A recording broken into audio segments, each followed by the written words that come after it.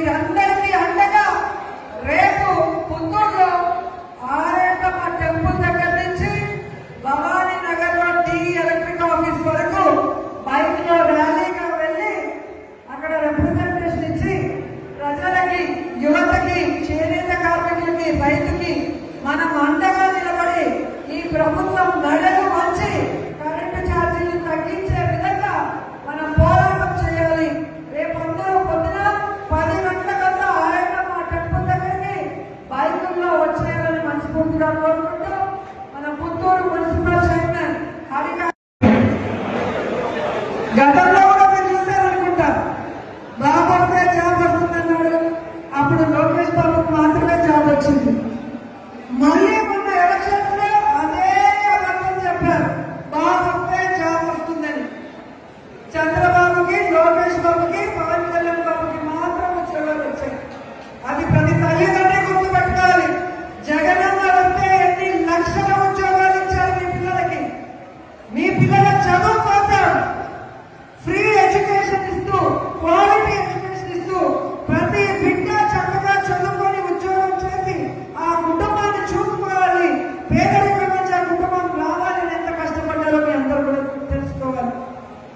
అలాగే అన్నదాతకి వెన్నుదండగా ఉంటామన్నారు కూటమి ప్రభుత్వం. ఆనాడు అన్నకి వెన్నుపోటు పొడిచారు, ఈ రోజు ఓట్లేసిన ప్రజలకి వెన్నుపోటు పొడిచారు కూటమి ప్రభుత్వం.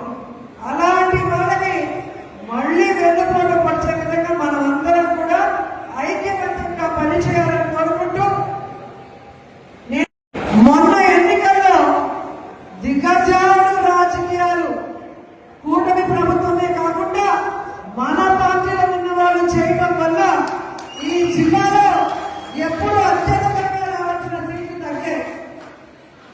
రాబోయే ఎన్నికల్లో కరుణాకర్ రెడ్డి గారి సారథ్యంలో జగనన్నకి ఈ చిత్తూరు జిల్లా ఎప్పుడు అండగా ఉంటుందని నిరూపించాలి.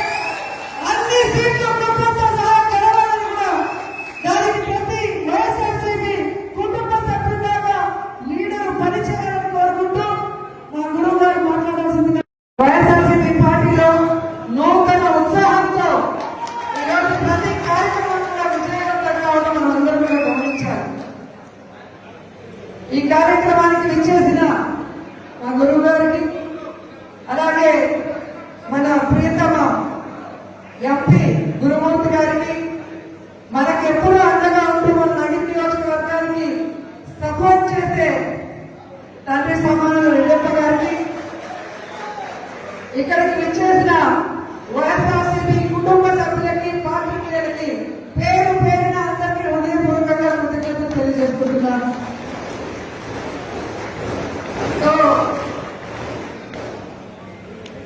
మన ప్రభుత్వం మనం ఎలా చేశాం, ప్రజలు ఎలా ఆదుకున్నాం అనేది మీ అందరికీ కూడా తెలుసు. కానీ ఇక్కడ మనం తప్పు చేసి ఓడిపోలేదు. కూటమి